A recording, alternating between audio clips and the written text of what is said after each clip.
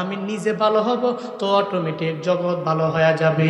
আমগো উপদেষ্টা যারা, আমি ওনাদেরকেও আবদার জানাই, সাবধান উপদেষ্টা ভাইয়েরা, আল্লাহ আপনাদেরকে এত মহাব্বত করেন বলেই, ভালোবাসেন বলেই আপনারা সমন্বয় হওয়ার কারণে 15-16 বছরের এক জালেম বাদশাকে বিদায় করতে পারলেন।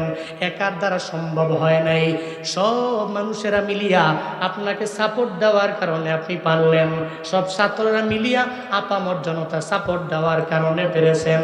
তবে এখন ক্ষমতা পাওয়ার পরে বিন্দু মাত্র পরিমাণ অন্তরের মধ্যে কিবির আনা যাবে না, অন্তরের ভিতরে অহংকার আনা যাবে না।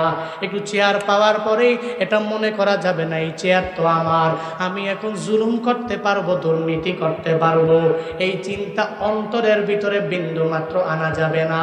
যদি আনেন, আল্লাহ কয়ে ক্ষমতা তো আমি আল্লাহ দিয়া দিলাম, ওয়াতানজিউল মুলকা মিম্মান তাশা, আমি আল্লাহ চাইলেই ওই রাজত্ব আবার ছিনিয়ে নিতে পারি, ঠিক কিনা? যত জায়গায় কাজ হবে সব জায়গায় হবে তাকওয়া। আল্লাহ পাকের ভয় নিয়ে সমন্বয়কেরা কাজ করবে, উপদেষ্টারাও কাজ করবে, আমার রিক্সা চালকেরাও কাজ করবে, সিএনজির ড্রাইভাররাও কাজ করবে, বাসের মালিক সমিতিরাও আল্লাহর ভয় নিয়ে আগায় যাবে। আল্লাহ তো এটাই দুনিয়ার সব মানুষের জানায়া দেয়, এই মানুষেরা তোমরা আল্লাহকে ভয় করো। কোন আল্লাহকে ভয় করবা? ইয়া আইয়ুহান নাসুত্তাকু রাব্বাকুমুল্লাযী খলাকাকুম মিন নাফসিন ওয়াহিদা। আল্লাহ পাক বলেন, এই মানুষ তোমাদের ওই রবেরে তোমরা ভয় করো। এই পুরো দুনিয়ার রাজত্ব আমি আল্লাহ নিজে রাজা, আমি আল্লাহ কারো সাথে শরীক লাগাই নাই, দুইজন বানাই নাই, একা হলাম আমি আল্লাহ। এ দুনিয়ার সমস্ত কিছুর মালিক হলাম আমি রব। তবে মাঝে মাঝে কিছু কিছু অংশের জন্য রাজা আমি আল্লাহ কোনো ব্যক্তিরে বানায়া দিলাম। তো উতিল মুলকা মান তাশা, যারে আমি আল্লাহর মন চাইলো আমি আল্লাহ কিছু অংশে রাজত্ব আমি আল্লাহ তারে মায়া করে দিয়া দিলাম। ততক্ষণ পর্যন্ত দিলাম যতক্ষণ পর্যন্ত ওর ভিতরে অহংকার নাই, কিবির নাই, জুলুম করে না, নির্যাতন করে না। যেদিন থেকে আমি আল্লাহ দেখলাম এই বান্দা তার মুলকটাকে পাওয়ার পরে মনে করলো আমি হলাম এই মালিকুল মুলক, এই রাজত্বের বড় রাজা, ওই দিন থেকে আমি আল্লাহ তাকে যতই ক্ষমতা দিয়া দিলাম, যতই পাওয়ার দিয়া দিলাম, আমি আল্লাহ এতটুকু বুঝতে পারছি ওই বান্দার ভিতরে অহংকার চলে আসছে। শুধু আমি করে বলে এই জেলার মালিক আমি, ওই জেলার মালিক আমি, এই দেশের মালিক আমি, ওই দেশের মালিক আমি। যখন তার ভিতরে আমি চলে আসলো, মানে তার ভিতরে আমিত্ব যখন ঢুকে গেল, রবের তো বুঝার বাকি নাই। আল্লাহ কয় আমি আল্লাহ হলাম মালিকুল মুলক, এই পুরা সব রাজত্বের মালিক হলাম আমি আল্লাহ। তোরে মায়া করে কোনো একটা দেশের প্রধানমন্ত্রী আমি আল্লাহ বানায়া দিলাম, তোমারে মায়া করে কোনো একটা জেলার ডিসি আমি আল্লাহ তোমারে বানায়া দিলাম, আমি আল্লাহ তোমারে মায়া করে কোনো ইউনিয়নের বড় চেয়ারম্যান বানায়া দিলাম, আমি আল্লাহ মায়া করে কোনো এক উপজেলার মেম্বার অফ পার্লামেন্ট তোমারে বানায়া দিলাম। বন্দারে মনে রাখবি এই রাজত্বের রাজাদিরাজ হলাম আমি আল্লাহ, এই যে অংশটা, এই অংশের মেন মালিক হলাম আমি আল্লাহ। তুই যদি মনে করো আমার, তাহলে বোকার স্বর্গের মধ্যেই তো বাস করো। ফেরাউন যেরকম ক্ষমতা পাওয়ার পরে বলল সব হলো আমার, আনা রব্বুকুমুল আলা। ও এলাকার মানুষ, তোমরা সবাই বলো আমি তোমাদের বড় রব। কোত্থেকে আবার আল্লাহ আল্লাহ বলো? ওই আল্লাহ বাদ দাও, আমি তো তোমাদের বড় রব, আমাকে বড় বড় রব বলো, আমাকে বড় ইলা বলো। ফেরাউনের পরিণতিটা এমন পরিণতি হয়ে গেল, আল্লাহ কয় আমি হলাম রাজা দিরাজ, আমার রাজত্ব নিয়েও টানাটানি করে, আবার ভিতরে তার আমিত্ব চলে আসার কারণে পরিণতি ভালো হয় নাই। ও বান্দারা, নমরুদের পরিণতিটাও তো দেখছনি ভালো হয় নাই। ইব্রাহিম নবীরে বলে তোমার আল্লাহর সাথে যুদ্ধ হয়ে যাবে, একটা মাঠের মধ্যে আসো।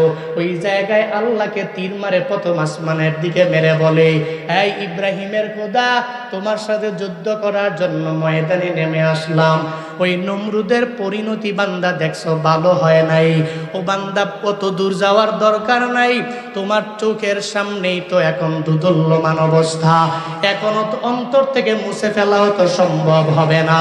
মৃত্যু পর্যন্ত একটা মানুষ এই জালেমের বিচারটাকে ভুলতে পারবে না।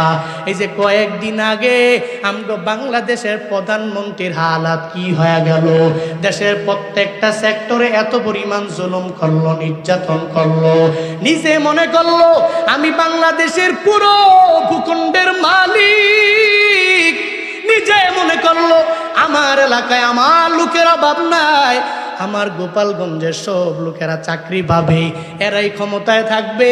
নিজের দেশটারে সুন্দর করার জন্য পাগল ভাড়া হয়ে গেল। দুর্নীতি করতে করতে করতে করতে যখন শেষ সীমানায় পৌঁছে গেল, আল্লাহ কয় এই ভূখণ্ডের মালিক হলাম আমি আল্লাহ।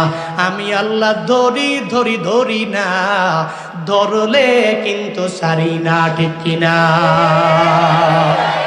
আমি আল্লাহর ধরা হল ধরারে মানুষ কেমন বড় ধরা জানো? এমন বড় ধরা আমি আল্লাহ দেই রে বান্দা। তুমি ওই সময়ে তোমার বাহিনীদেরকে ডাকবা, আমাকে বাঁচানোর জন্য যত চেষ্টা করা লাগবে তোমরা করো, এরপরে তোমার বাহিনীগুলো বাঁচাইতে পারবে না। শেখ হাসিনা যেদিন বাংলাদেশ থেকে পার হয়ে ইন্ডিয়া চলে যাবে, ওই দিন যাওয়ার পথেও সকাল 10টা-11টার সময় পদত্যাগ নামা দিতে রাজি না। 3 বাহিনীর প্রধানদের ডাকলো, ও বাহিনীর প্রধানেরা আমার সামনে আসো, 10,000 ছাত্র যদি মারা লাগে মাইরা ফেলো, এরপরেও আমার ক্ষমতার মধ্যে থাকা লাগবে, এরপরও আমি নেতা হওয়া লাগবে, এরপরও মানুষের উপর জুলুম করা লাগবে, এরপরেও মানুষের উপর নির্যাতন করা লাগবে। আল্লাহ কয় তোর এমন ভাবে আমি আল্লাহ পেঁচায়া ধরবো, তোমার পার্সোনাল সেক্রেটারি পর্যন্ত তোমার উপকারে আসবে না। যেই বাহিনীদেরকে এই 15-16 বছর লাগায় তুমি লালন পালন করলা, এই বাহিনীরাও তোমার জুলমের প্রতি এত পরিমাণে ঘৃণা সৃষ্টি হয়ে যাবে, তোমার জুলুমকে এরা দেখতে পাবে না। ওই 3 বাহিনীর প্রধানদের বলার পরেও তুমি খুঁজে পাবা না। শেষ মুহূর্তে কাদের মধ্যে ব্যাগ ঝুলাইয়া দাদা বাবুদের দেশের মধ্যে যাওয়া লাগবে। আল্লাহ কয় আমি রবের ক্ষমতা হলো এমন, আমি আল্লাহর ধরা এমন ধরা, আমি আল্লাহর মায়ের হলো দুনিয়ার বাইরে, ওটা দুনিয়ার জালেমেরা কশিন কালেও বুঝতে পারে না, ঠিক কিনা? আল্লাহ ধরা হলো বড় ধরা। আল্লাহ যদি ধরে তো ছাড়ে না, ওই ফেরাউনডে ছাড়ে নাই। ফেরাউনের মতো তো বড় নেতা বাংলাদেশে এখনো পর্যন্ত হয় নাই। হইছে? হইছে নাকি? এত বড় ক্ষমতা যার, ফেরাউনের পরিণতি ভালো হয় নাই, নমরুদের পরিণতি ভালো হলো না। আল্লাহ কয় বান্দারে এই রাজত্বের রাজা ধীরাজ হলাম আমি আল্লাহ, এই মুলকের মালিক হলাম আমি আল্লাহ। তুমি যদি বারবার বাড়াবাড়ি করো তোমার পরিণতিগুলো ভালো হবে না। আমি আল্লাহর পরিণতি এমন পর্যায়ে নিয়ে যাব, তুমি চেষ্টা করলো আর ওই জায়গা থেকে বের হতে পারবা না। এই যে এখন যে কথা বলি, মনে রাখবেন কথা বলি কোনো মনের ভিতরে কোনো ভয় নাই। আগে যখন বয়ান করতে যেতাম, যাওয়ার পরে কমিটি জানায়া দিল হুজুর বয়ান করবেন, তবে কোরআন থেকে বয়ান করবেন, ঠিক আছে। আমার নেতার বিরুদ্ধে যায় এমন কথা বলা যাবে না, আমার নেত্রীর বিরুদ্ধে যায় এমন কথা বলা যাবে না। বক্তারেও জিম্মি বানায়া নিল, ওই স্টেজে ওঠার আগে জানায়া দিল হুজুর সব বলবেন, তবে নেতার বিরুদ্ধে বলা যাবে না, আমার দলের বিরুদ্ধে বলা যাবে না। মাহফিল কমিটিরাও যখন গেল অনুমতির জন্য পারমিশন দেয় না, ঠিক কি ঠিক না? চিন্তা কত, আয় হায়, বক্তার চিন্তা, শ্রোতার চিন্তা, কমিটির চিন্তা। আরে কার নাম না জানি উপরে না দিলে আবার মাহফিল বন্ধ হয়ে যায়, এই চিন্তা ভিতরে ছিল কি ছিল না? ছিল। স্বাধীন দেশ এখন হয়ে গেল, এখন স্বাধীন দেশের মানুষ হয়েছ। ও ব্রাহ্মণবাড়িয়া নবীনগরের মুসলমান, স্বাধীন দেশের ভিতরে এখন বক্তাও স্বাধীন, শ্রোতাও স্বাধীন, কমিটিরাও স্বাধীন, ঠিক কিনা? বক্তাও কথা বলবে, কোনো চিন্তা নাই। স্বাধীন দেশে কোরআন থেকে কথা বলবে, হাদিস থেকে কথা বলবে। এখন নেতার বিরুদ্ধে গেলে এটা কিচ্ছু করার থাকবে না। স্বাধীন দেশের মধ্যে কথা বলবে, মানুষগুলো তার বাক স্বাধীনতা ফিরে পাবে। ও শ্রোতারা, আর চিন্তা করার কোনো কারণ নাই। আগে তো তাকবীর দিলেও মাঝে মাঝে ভয় হইতো। আগে তো আল্লামা মামুনুল হকের কথা যদি বক্তা বলে, শ্রোতা যদি ওই মামুনুল হকের কথা শোনার পরে ঠিক বলে, লিল্লাহে তাকবীরের স্লোগান দেয়, তখন দেখবেন স্লোগান দেওয়ার পরে এক একটা ঘটনা ঘটেছে। ওই শ্রোতাকে পর্যন্ত ওই জায়গা থেকে শেষরাইয়া নেওয়া হয়েছে। এখন শ্রোতারও কোনো টেনশন নাই, কোনো চিন্তা নাই। এখন শ্রোতা চাইলে যে কোনো জায়গায় তাকবীর দিতে পারে। শ্রোতা চাইলেই এখন সুন্দর করে কথাও বলতে পারে। কমিটিরও কোনো চিন্তা নাই। কমিটিরাও চাইলে বিভিন্ন এলাকায় মাহফিল দিতে পারবে। এখন আর ওই ভয় অন্তরের মধ্যে জাগবে না। সভাপতির নাম না দিলে মাহফিল হবে না। আমার এলাকার এমপির নামটা পোস্টারের ভিতরে কেন দিল না? একটা বড় ইসলামী মহাসম্মেলনটারে সব ভণ্ডুল করে দিল, বলে এটা হওয়া যাবে না। আমার এমপির নাম কেন উপরে দিলা না, কেন নিচে দিলা? এ কারণে তোমার এলাকায় মাহফিল হবে না। আর কোনো চিন্তা নাই। যারা একথা বলতো এরা তো একটাও বাংলার জমিনে নাই। দেখো না, ক্ষমতা হয়ে কি লাভ, এত পাওয়ার হয়ে কি লাভ? এতদিন পর্যন্তই ক্ষমতা দেখাইয়া দেখাইয়া মানুষের উপর জুলুম করে। আল্লাহকে এমন ভাবে ধরছি, চুরি কইরাও যাইতে পারি না। পাসপোর্টটা দিয়াও নিজের রিয়েল পাসপোর্ট দিয়া যেতে পারে না। ভিসা থাকার পরেও দেশ থেকে বের হতে পারে না। দেশের সর্বোচ্চ লেভেলের কোটিপতি সালমান এফ রহমান দরবেশ বাবা যাওয়ার সময় আবার নৌকা দিয়া নিজের রূপটাকে পরিবর্তন করে দাড়ি কামায়া যায়। আল্লাহ কয়, তুই এরপরেও সার পাবি না। আমি আল্লাহর ধরা তো এমন ধরা, এখন ধরছি আর সার পাবি না। দেখেন নাই দরবেশ বাবারা? দেখেন নাই? দেশের সর্বোচ্চ লেভেলের কোটিপতি, ধনী, মোস্ট রিচেস্ট ম্যান বাংলাদেশের পরিণতি কেমন হয়েছে? পরিণতি দেখেন নাই? ডিবি অফিসে যে ব্যক্তি আসি ছাড়া ঘুমায় না, বড় বড় দামি ল্যান্ড ক্রুজার ছাড়া চলে না। আল্লাহ কয়, এমন ভাবে ধরছি, অন্যের টাকা মাইরা আরামে ঘুমাও, আরামে খাও। একবার, দুইবার, তিনবার, চারবার, 10 বার, 1 বছর, 5 বছর, 10 বছর, 15 বছর, আমি আল্লাহ আসি তো? আল্লাহ কি নাই? যেই ফেরাউনকে আল্লাহ ধ্বংস করেছে ওই আল্লাহ কি এখন নাই? যেই নমরুদকে আল্লাহ ধ্বংস করেছে ওই নমরুদ কি নাই? আছে? নমরুদ নাই, কে আছে? নমরুদ নাই। যেই নমরুদকে সৃষ্টি করেছে আল্লাহ, ওই আল্লাহ আছে। আবু জাহালকে সৃষ্টি করেছেন যে আল্লাহ, তাকে ধ্বংস করেছে আল্লাহ, ওই আল্লাহ কি এখন নাই? ওই আল্লাহই তো তাকে ধ্বংস করেছে। এখন এখন আমাদের কাজ হবে কি? আমরা করব কি? আমাদের কাজ হলো দেশটাকে 15 বছর 16 বছরে দুর্নীতি করতে করতে করতে দেশের অবস্থা কি? আমি এই যে ব্রাহ্মণবাড়িয়া শহর দিয়ে আসলাম, মানুষের এত কষ্টের চলাফেরা, যাতায়াত ব্যবস্থা এত খারাপ, মানুষগুলো কেমনে চলে?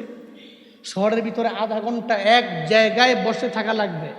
এই ভয়ে আমি করছি কি, থাক, গাড়ি আমার যদি গর্ত দিয়ে নেওয়া লাগে তো গর্ত দিয়ে নিব। আমি বললাম যে ইউটার্ন নিয়ে সঙ্গে সঙ্গে শহর থেকে বের হও, বাইপাস দিয়ে আসা লাগবে না, কিন্তু প্রোগ্রামে আসতে পারতাম না, আরও 1 ঘন্টা লাগবে। আজকে বৃহস্পতিবার, এমনিতেই জ্যাম, শহরের যানজট অনেক বেশি। শহরের ভিতরে এক জায়গায় প্রায় আধা ঘন্টার জ্যাম দেখাচ্ছে। পরে আমি ঘুরে বাইপাস দিয়ে আসতে দেখি, হায়, ওখানে যেই পরিমাণে বালু, মনে হয় সামনে কুয়াশা। মানুষ চলে কেমনে? সিএনজি দিয়ে মানুষ চলে, বাইক দিয়ে চলে, আমগো না গাড়ির গ্লাস আছে আটকে রাখছে। কিন্তু এই মানুষগুলোর অবস্থা দেখে আমার কান্না চলে আসছে। আরে মানুষগুলো চলে কেন?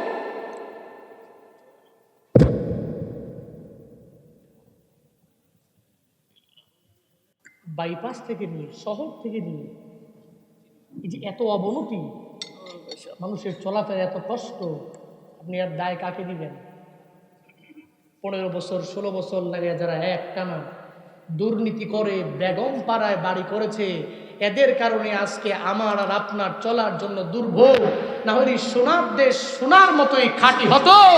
এই সোনার দেশে একটা ভাঙ্গা রোড খুঁজে পেয়ে অচেতনা চিল্লায়, ঠিক কিনা? ধ্বংস করেছে। তারা দেশকে ধ্বংস করেছে। এখন দেখেন না, একজনও দেশে নাই, যেগুলো ধরছে ধরছে, বাকিগুলো গেছে কেনা গেছে কই?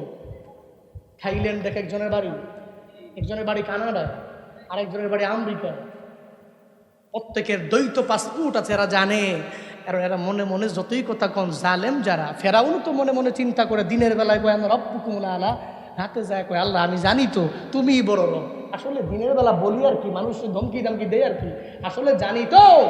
এরাও তো জানতো যে মানুষের উপর যে জুলুম করতেছি, নির্যাতন করছি, আল্লাহ তো একজন আছে। দিন শেষে ঘরে যান একটু ঘুমের জন্য।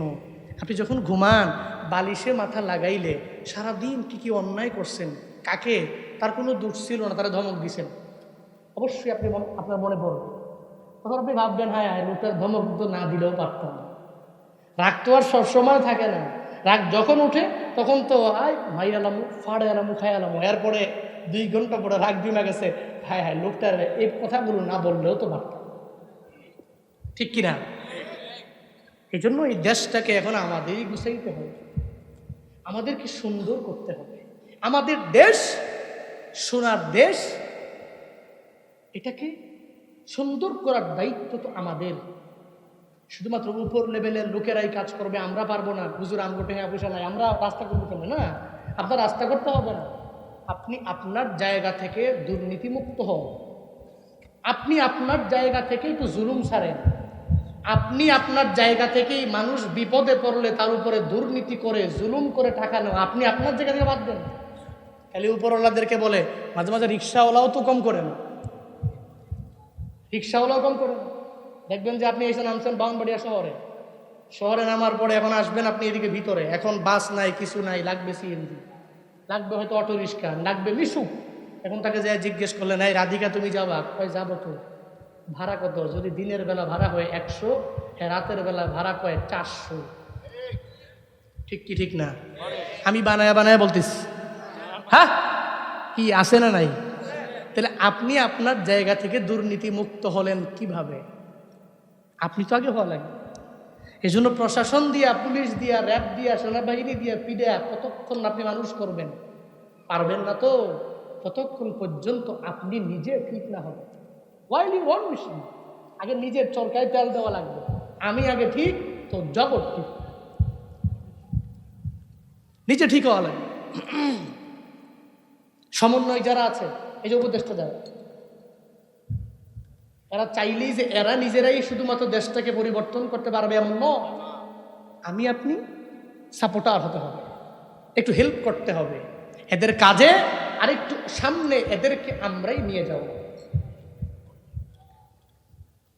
এই জন্য মিশন হলো একটা, প্রত্যেকটা মানুষের ভিতরে তাকওয়া ঢুকাইয়া দিতে হবে। কি ঢুকবে? তাকওয়া। তাকওয়া যার ভিতরে থাকে, আল্লাহর ভয় যার ভিতরে থাকে, ওই ব্যক্তি জুলুম করতে পারে না, ওই ব্যক্তি নির্যাতন করতে পারে না, ওই ব্যক্তি দুর্নীতি করতে পারে না, ওই ব্যক্তি রডের বদলে বাঁশ দিতে পারবে না। কারণ সে তো জানে দুনিয়ার কেউ দেখে না, দেখে কে? আরো জোরে বলেন না, কে? ওই বান্দার ভিতরে যখন রবের ভয় ঢুইকা যায়, বান্দা আল্লাহরে ছাড়া আর কাউকে ভয় করে না। তখন তার চলার পথে শুধু আল্লাহকে ভয় করে। এই কারণে এই বান্দার দ্বারা দুর্নীতি হয় না, জুলুম হয় না, ও বান্দা বেনামাজিও হয় না। কারণ ও জানে দুনিয়ার কোনো মানুষ দেখলে দেখুক, না দেখলে নয়, আমার একজন দেখে চিল্লে বলো তার না।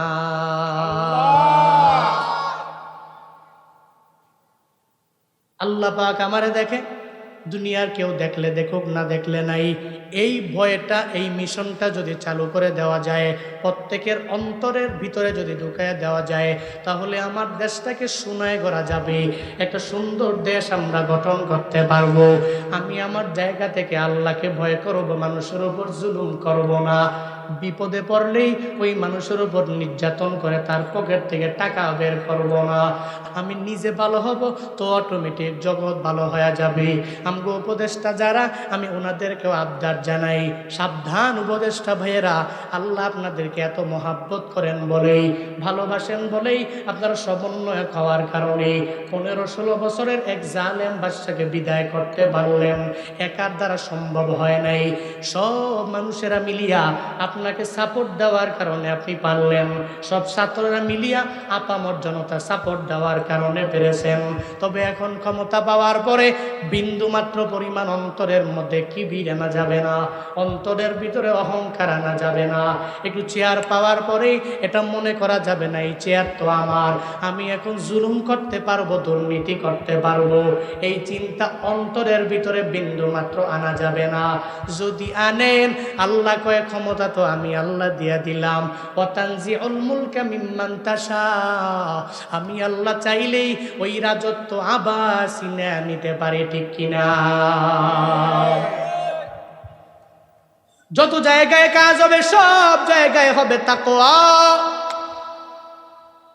আল্লাহ পাকের ভয় নিয়ে সমন্বয়কেরা কাজ করবে, উপদেষ্টারাও কাজ করবে, আমার রিক্সা চালকেরাও কাজ করবে, সিএনজির ড্রাইভাররাও কাজ করবে, বাসের মালিক সমিতিরাও আল্লাহর ভয় নিয়ে আগায় যাবে। আল্লাহ তো এটাই দুনিয়ার সব মানুষের জানায়া দেয়, এই মানুষেরা তোমরা আল্লাহকে ভয় করো। কোন আল্লাহকে ভয় করবা? ইয়া আইয়ুহান নাসুত্তাকু রাব্বাকুমুল্লাযী খলাকাকুম মিন নাফসিন ওয়াহিদা। আল্লাহ পাক বলেন, এই মানুষ তোমাদের ওই রবেরে তোমরা ভয় করো, যেই রব তোমাদেরকে একটা আত্মা থেকে বানাইলেন। ওই আত্মার নাম হলো আদম আলাইহিস সালাম। আল্লাহ পাক এই দুনিয়াতে যত মানুষ বানাইছেন 2 জন থেকে বানাইছে। একজনের নাম আদম, আর একজনের নাম হাওয়া। একজনের নাম কি? আদম আলাইহিস সালাম, আর একজনের নাম আল্লাহ পাক বলেন, তোমাদের ওই রবকে তোমরা ভয় করো, যেই রব তোমাদেরকে একটা আত্মা থেকে বানাইলেন, ওই আত্মার নাম হলো আদম। আদম নবীর পরে আল্লাহ হাওয়া আলাইহিস সালাতু ওয়াস সালাম রে আদম নবীর বাম পাজরের হাড়ের মাধ্যমে বানালেন। এই জন্যই তো আদম ছাড়া হাওয়া চলে না, হাওয়া ছাড়া আদম চলতে পারে না। আজ পর্যন্ত স্বামী স্ত্রীর প্রতি এত পরিমাণে মহাব্বত কেন, এত ভালোবাসা কেন? স্বামী স্ত্রী ছাড়া চলতে পারে না, স্ত্রীও স্বামী ছাড়া চলতে পারে না। যতই দূরে যায় এরপরেও দিনে একবার অডিও কল দিয়ে কথা বলা লাগে, না হয় একবার ভিডিও কলের মাধ্যমে কথা বলা লাগে। এই 2 জনের মধ্যে কি পরিমাণে মহাব্বত, কি ভালোবাসা! শুধু তাই না রে বাবা, ছেলের বাড়ি ব্রাহ্মণবাড়িয়া নবীনগরে, মেয়ের বাড়ি কুমিল্লায়। এরপরেও যেদিন থেকে বলল আলহামদুলিল্লাহ কবুল করিলাম, এটা বলতে দেরি হয়, একজন আর একজনের প্রতি মায়া অটোমেটিক বেড়ে যায়। আল্লাহ কয়, কারণ তোর স্ত্রী কিন্তু আমি আল্লাহ তোর বাম পাজরের হাত দিয়া বানাইলাম। শুধু তাই না রে বাবা, এই যে বাংলাদেশে ছেলের বাড়ি মেয়ের বাড়ি মিশরে, বাংলাদেশে ছেলের বাড়ি মেয়ের বাড়ি সৌদি আরবে, বাংলাদেশে ছেলের বাড়ি মেয়ের বাড়ি ইন্ডিয়ায়, এত দূরত্ব হওয়ার পরেও দেখবেন বাংলার জমিনে আইসা আলিশান জগৎ সাইরা দিয়া বাংলাদেশে গরিবের দেশে আইসা বাস করে। এই যে ভালোবাসা, এই যে মহব্বত, এই ভালোবাসা শুধু এখন শুরু হয়েছে বান্দা, এমনটা নয়।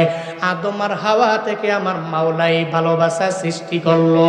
আল্লাহ পাক বলেন, ও মানুষ, ও আদম আর হাওয়া থেকে আমি আল্লাহ দুনিয়াতে যত মানুষ আছে সব মানুষ বানাইলাম। ওয়াবাসসা মিনহুমা রিজালান কাসীরান ওয়া নিসাআ। আল্লাহ পাক বলেন, আদম আর হাওয়ার মাধ্যমে আমি আল্লাহ এই দুনিয়াতে যত রিজাল আর নিসা আছে সব আমি আল্লাহ বানালাম। তবে আল্লাহ মেসেজ দিতে চায়, বান্দারে তুই ইহুদি হও, তুই খ্রিস্টান হও, তুই বৌদ্ধ হও, তুই মুসলমান হও, একমাত্র আমার আল্লাহকে একটু ভয় করো। একটু তাকওয়া যদি ভিতরে ঢুকাইয়া দিতে পারো রে বান্দা, তাহলে কশিনকালেও তোর দ্বারা কোনো অন্যায় হবে না। তাহলে 2 জন থেকে আমাদের সৃষ্টি, একজনের নাম আদম, আরেকজনের নাম হলো, আদি পিতার নাম কি বলেন না কেন? আদি মাতার নাম। তাহলে আমাদের সৃষ্টি দুইজন থেকে ঘোষণাটা আল্লাহ, জোরে বলেন না আল্লাহ। এই জন্যই তো চার্লস ডারউইনের ওই মতবাদ কোনো মুসলমান মানতে পারে না। থিওরি অফ এভলিউশন, বিবর্তনবাদ, যে বানর এক গাছ থেকে আরেক গাছে লাফায়া গেছে, একদিন গেছে, 2 দিন গেছে, 3 দিন গেছে, হঠাৎ করে ওই বানরের লেজটা পরেও মানুষ হয়ে গেছে। নাউজুবিল্লাহ পড়বেন না, আরো জোরে বলেন না।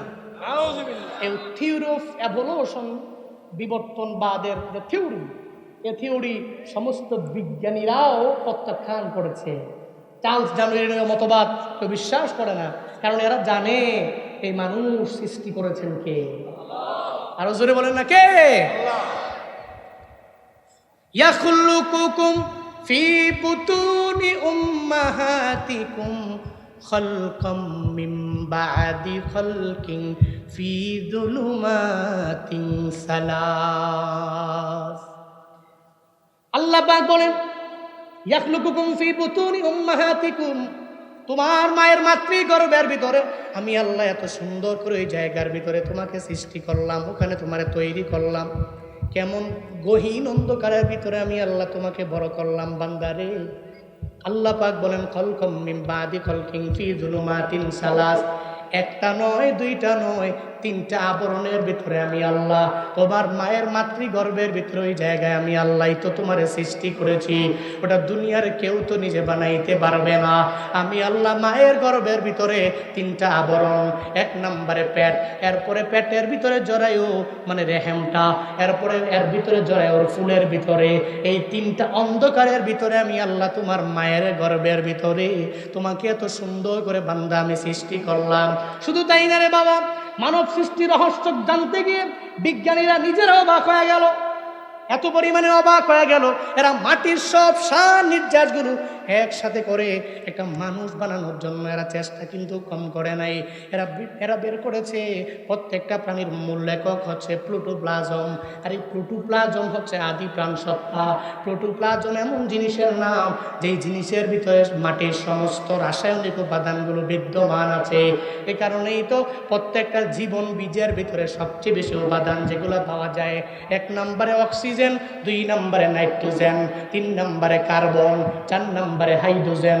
এটা অত্যধিক পরিমাণে এই উপাদানগুলো মানব দেহের ভিতরে পাওয়া যায়। আমরা অক্সিজেন ছাড়া, কার্বন ডাইঅক্সাইড ছাড়া, কার্বন ছাড়া, নাইট্রোজেন ছাড়া, হাইড্রোজেন ছাড়া আমাদের বডিটা তৈরি হয় নাই। এই প্রোটোপ্লাজমের মাধ্যমে আল্লাহ পাক ওই মায়ের গর্ভের ভিতরে এত সুন্দর করে আমাদেরকে সৃষ্টি করলেন। এই নবীনগরের মানুষ একটু মনোযোগের কান লাগায় শুন রে বাবা, এই উপাদানের বাহিরেও আর 8টা উপাদান বিজ্ঞানীরা বের করলেন, যে এই 8টা উপাদান সম পরিমাণে জীবন বীজের ভিতরে আছে, প্রত্যেকটা মানব দেহের ভিতরে আছে, যেটা আল্লাহ পাক নিজে সৃষ্টি করে ওই প্রোটোপ্লাজম বানালেন।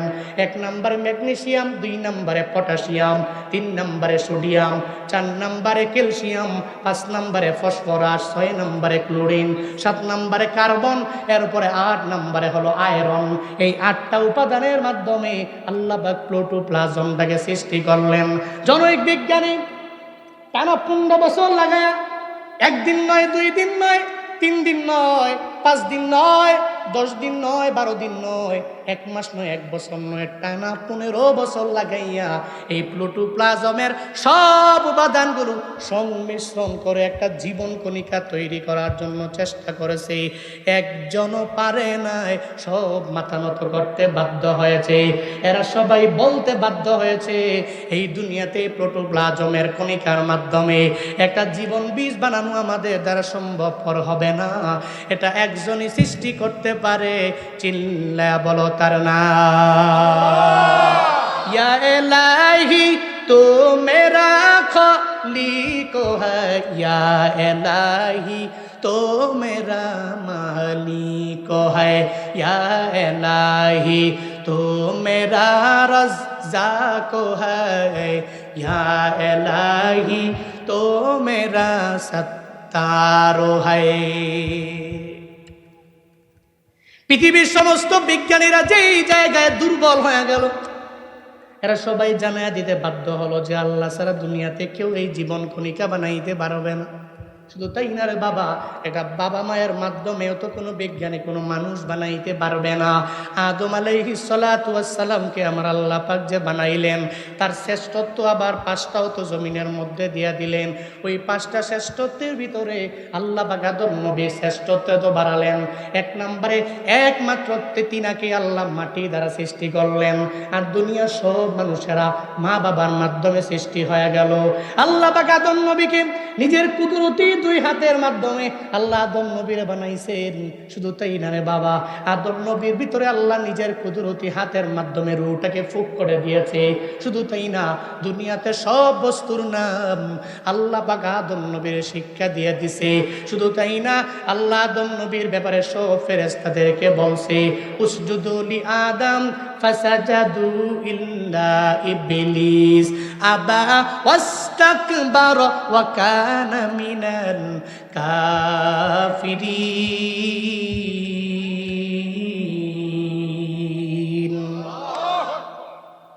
আল্লাহ আদম নবীর দাম বাড়ায় দিস। দুনিয়ার সমস্ত মানুষ তার মা বাবার মাধ্যমে তৈরি। হযরত আদম আলাইহিস সালাতু ওয়াস সালামকে আমার আল্লাহ পাক নিজের কুদরতি হাতের মাধ্যমে মাটি দ্বারা বানালেন। এটা আদম নবীর শ্রেষ্ঠত্ব। আল্লাহ বলেন, এই জীবন কণিকা জীবন বীজে আমি আল্লাহ তো নিজে রূপান্তরিত করলাম। শুধু তাই না রে বান্দা, কোনো বিজ্ঞানী তো কোনোভাবে সম্ভব না। একটা মায়ের গর্ভের ভিতরে আল্লাহ পাক কত সুন্দর করে সন্তানটাকে বড় করে। ওখানেও 7টা স্তরের মাধ্যমে আল্লাহ পাক বান্দারে বড় করে। 7টা স্তরের ভিতরে 1 নম্বরে হলো প্রোটোপ্লাজম। যেই প্রোটোপ্লাজমের ভিতরে মাটির রাসায়নিক উপাদানগুলো বিদ্যমান। 1 নম্বরে আদি প্রাণ সত্তা। এরপরে মায়ের গর্ভের ভিতরে আল্লাহ পাক তার বাবার মাধ্যমে শুক্রকীট নামক যে বীর্যটা, ওই বীর্যের মাধ্যমে আমার মাওলা ওই মায়ের গর্ভের ভিতরে সন্তান স্তরের 2 নম্বর পর্যায়ে। এরপরে 3 নম্বর পর্যায়ে হলো ওই মায়ের গর্ভে যখন চলে যায়, শুক্রকীটটা যাওয়ার পরে জমাট রক্তের মাধ্যমে আল্লাহ পাক একটু একটু আকার দিতে থাকে। এরপরে জমাট রক্তের পরে মাংসপিণ্ড, মাংসপিণ্ডের পরে অস্থিমজ্জা। ওই অস্থিমজ্জাকে পরিবেষ্টনকারী একটা আল্লাহ পাক যে রেহেম, যেটাকে বলা হয় কোরআনের ভাষায়, এটা গর্ভাশয় আমার মাওলা তৈরি করে। ওই গর্ভাশয়ের ভিতরে আমার মাওলা 120 দিন পরে রূহটাকে সঞ্চালন করে একটা মানুষ বানায়া দেয়। ওটা আমার আল্লাহই তো পারে, দুনিয়ার কোনো বিজ্ঞানী কশিন খেলেও পারবে না, ঠিক কিনা? কেউ পারবে না। আল্লাহ বলে, বান্দারে এত সুন্দর করে আমি আল্লাহ তোরে বানাইছি। হুয়াল্লাযী ইউসাউয়িরুকুম ফিল আরহামি কাইফা ইয়াশা লা ইলাহা ইল্লা হুয়াল আজিজুল হাকীম। আল্লাহ পাক বলেন, আল্লাহ পাকের পরিচয় হলো হুয়াল্লাযী ইউসাউয়িরুকুম ফিল আরহামি কাইফা ইয়াশা। আল্লাহ তুই আল্লাহ, যিনি তোমার মায়ের গর্ভের ভিতরে, তোমার মাতৃগর্ভের ভিতরে কাইফা ইয়াশা, যেভাবে আল্লাহর মন চায় ওইভাবে ওই জায়গার মধ্যে আল্লাহ আকৃতি দিয়ে দিলেন। আল্লাহ কয়, বান্দারে আমি আল্লাহ আকৃতি দিয়ে দিলাম, আমি আল্লাহই তো তোরে বানাইলাম। এখন তুই এত পরিমাণে নাফরমান হয়ে যাও। আমি আল্লাহ তোর ওই আদম আর হাওয়া থেকে এই দুনিয়াতে বানানোর পরে তুই দুনিয়াতে আসলা। এরপরে তুই আল্লাহকে ভয় করো না, এরপরে তুই নামাজ পড়ো না, এরপরে তুই ইবাদত করো না, এরপরেও তুই বারবার আল্লাহকে ভুইলা যাও। ও ব্রাহ্মণবাড়িয়ার মানুষ, আজকে থেকে যদি ওয়াদা করে তুমি আগে যেতে পারো রে বাবা, আল্লাহ আমারে বানাইছে ওই মায়ের গর্ভের ভিতরে। আল্লাহ একটু একটু করে আমাকে বড় বানাইলো। এরপরে দুনিয়াতে আসার সময় আল্লাহ হেল্প করার মাধ্যমে আমি আসলাম। আল্লাহ চেয়েছেন বিদায় আমি আসলাম। এরপরে দুনিয়াতে আসার পরে মায়ের বুকে স্তনের দুধের ব্যবস্থা আল্লাহ আমার জন্য করলেন। আল্লাহ এমন কিছু নাই যে আমারে দেয় নাই, এমন কোনো নিয়ামত নাই যে আল্লাহ আমাকে দিল না। ও বান্দারা, আজকে যদি এই চিন্তা নিয়ে তুমি আগে যেতে পারো, আর রবের তাকওয়া এবং ভয় নিয়ে যদি আগে যেতে পারো, তো কষ্টিনকালেও তো তোমার দ্বারা দুর্নীতি হবে না, তুমি মানুষের উপর জুলুম নির্যাতন করতে পারবা না। আজকের এই মাহফিল থেকে তালিম নিয়ে যাও, দুনিয়ায় যতদিন বাঁচবা আল্লাহকে ভয় করার মতো ভয় করা লাগবে। পশ্চিমকালেও কোনো অন্যায় করব না, কোনো অপরাধ আমার দ্বারা সংগঠিত হবে না। এতদিন নেতা যদি যা বলে, নেতা হুমকির ভয়ে, নেতার ধমকের ভয়ে আমি অন্যায় করলাম। আজকে থেকে আমার নেতাও নয়, আমার আর অন্যায় করা লাগবে না, কোনো অপরাধের মধ্যে আমার নিযুক্ত বানানো লাগবে না। এই যুবকেরা, এতদিন পর্যন্ত নেতা যা বলল তা মানলা। নেতার কাছ থেকে কিছু বড়ৌকন পাওয়ার জন্য একটা গরিবের শেষ বিঘা জমির উপরেও হাত দিলা, একটা গরিবের পিঠের মধ্যে থাপ্পড় লাগাইয়া দিলা। আজকে থেকে নিয়ত করো, এই সোনার বাংলা আমি সোনা দিয়া করব। আমি চাই, আমি জানি তোমরা চাইলে বড় সম্ভব। ও যুবকেরা, তোমরা চাইলে সম্ভব। আমার দেশটাকে সোনা রূপা দিয়ে সুন্দর করে ধুইয়া একবারে একটা সুন্দর সোনার দেশ তোমরা বানাইতে পারবা। আমি জানি এটা আমি চাইলে সম্ভব, তোমরা চাইলে সম্ভব, আপনারা চাইলে সম্ভব। আমার এই দেশটাকে রবের তাকওয়া নিয়ে আগাইয়া, নিজের মুত্তাকি হইয়া, আল্লাহর ভয় নিয়ে নিয়ে দেশটাকে গর্ব। এই পণ নিয়ে যারা বাড়িতে যেতে চাও, একটু দুইটা হাত তুলে আমার আল্লাহকে দেখাও। আল্লাহ গো,